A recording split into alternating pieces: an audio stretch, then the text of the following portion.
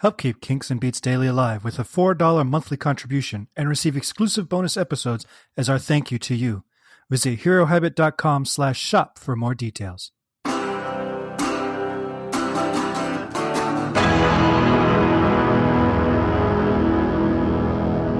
Hello. Welcome to Kinks and Beats Daily. I'm your host, Tony Fry. This is episode 197. Thank you for downloading yet again. If you are new to the podcast, welcome. You've got a lot of catching up to do. If you are a regular downloader, thank you for your support. All of you, though, please make sure you swing by iTunes and like. No, you don't like on iTunes. You subscribe on iTunes and leave a 5-star rating and review. That helps us get in front of more listeners. And the more listeners we have, the more fun this is to do. Also, if you like what we're doing here, consider throwing in $4 a month to help offset the costs of actually producing this podcast. You can do that at herohabit.com/shop.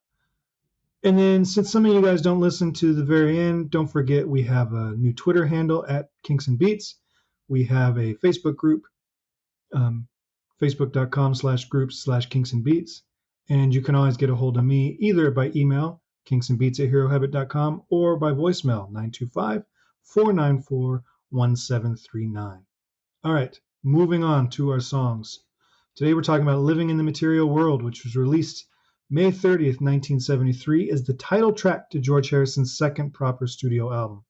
It's his fourth solo album, if you count Wonderwall and Electronic Noise, which were experimental pieces in a movie soundtrack. And it's his fifth if you throw in the Concert for Bangladesh soundtrack, which is a live album. So George has been very busy. He did All Things Must Pass, which is a triple album. Then he does the Concert for Bangladesh, which takes up a big amount of his time. He finally comes in 1973, and he's going to record a new album, his follow-up to All Things Must Pass. And I've always enjoyed this song and this album. As much as we all say that All Things Must Pass is Harrison's masterpiece, this album is probably my favorite of his. It's the one I return to the most often. It's just I just love this album. It's much more understated, obviously, but there's some really fantastic music on this album. Just really amazing stuff. This track closes the first side of the LP. And it's got some tongue-in-cheek references to Beatles fans, but it's essentially, he's kind of comparing this material world. And he's not talking about money as much as he's talking about physical world, material as in things he can touch. And then his spiritual world. And so he's talking about these two very different topics. There are two basic sections to this song. There's the list of material world things that frustrate Harrison. He's got the use my body like a car, taking me both near and far, and all that kind of stuff, which is set to a rock groove. And then he explores the spiritual side of himself and shifts the song into an Indian groove. And it's very quiet and pastoral, and there's a lot of Indian classical music on it, instruments over it, and flutes and stuff like that. It was pretty rare for Harrison to explicitly use Indian music on his solo work in this way. He regularly utilized some of the techniques in his songwriting, in his timing and the drones and all that kind of stuff. But the brief moments of Indian interlude work perfectly because you've got this driving rock groove that's kind of loud and relentless. And then you've got this pastoral, reflective moment, that breaks up that song. Interestingly, though, even though it doesn't feel like it, the tempo never changes. It feels like it really slows down, but it's all in the change of instrumentation and the just general, ambiance of the sound that makes it feel like it's actually slowing down. All throughout the track is some amazing musicianship. George plays just a stinging slide solo. His guitar work all over this song is fantastic. He's trading off with Jim Horn on saxophone.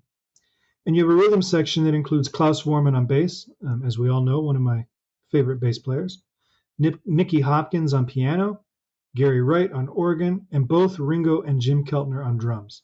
This is an unbelievable lineup of musicians, like the dream team. I've said many times, this song demands to be played just about as loud as you can handle it, if not a shade louder. Because all the craziness of the rock section comes to a cool end um, when they shift the groove into this blues-like turnaround, and it just sounds so good live. If you're trying to play it live, it's a pretty slick transition. So the grooving on a straight four. I'm gonna try to do it here.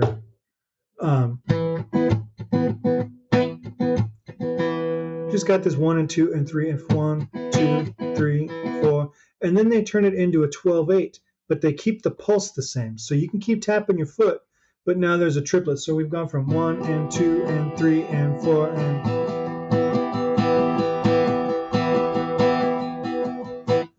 All right. So then,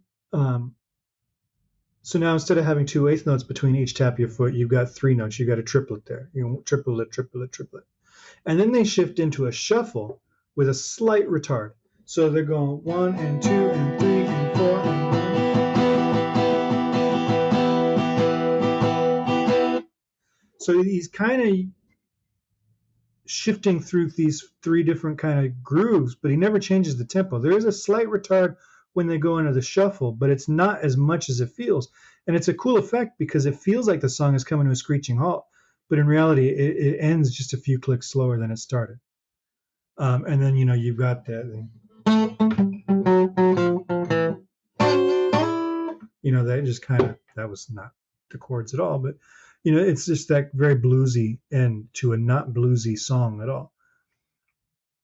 So for the Beatles references that I mentioned earlier, the tongue-in-cheek bit, we have kind of a clever verse where he sings, "Met them all here in the material world, John and Paul here in the material world. Though we started out quite poor, we got Richie on the tour." Of course, Richie is Ringo, his real name Richard Starkey, and it's also used as a bit of a pun for money. We got Rich on the tour.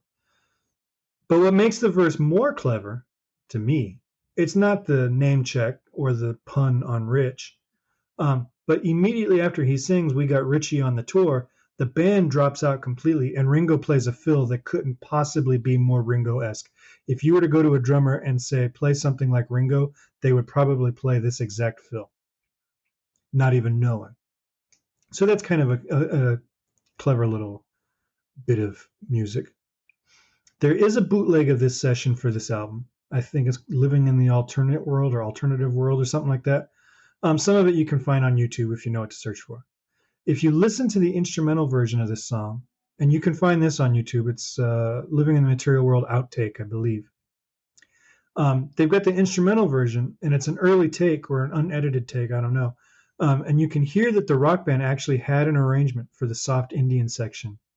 So the entirety of this track was performed as one piece and not edited together after the fact, because it'd be real easy for you to think that they edited the Indian interludes in, but they were all done as one continuous piece.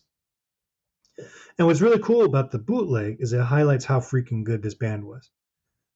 You can also hear more prominently the 2 individual drum tracks because each drummer is panned to either side of the stereo spectrum. I think Ringo's on the left, and he's the one doing most of the fills, just based on what the fills actually are. Because a lot of them, they have some trademark Ringo bits to them. And I think Jim Keltner is doing the more like the get back dunk, dunk, dunk, dunk, that groove underneath it. I could be wrong about that, and I will probably never know for sure, but I am pretty sure that Ringo's doing the bulk of the fills and Keltner's doing the bulk of just the groove.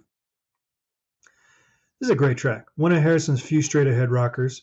And I don't know if I mentioned it, arguably one of the best groupings of musicians to ever appear on a Beatles solo project.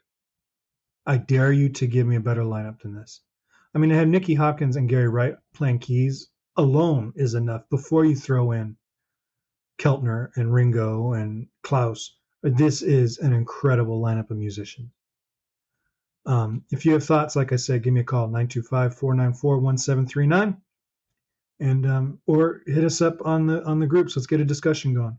All right. Thank you for listening. Thank you for downloading. Don't forget 5-star rating and review on iTunes. And I will talk to you next time.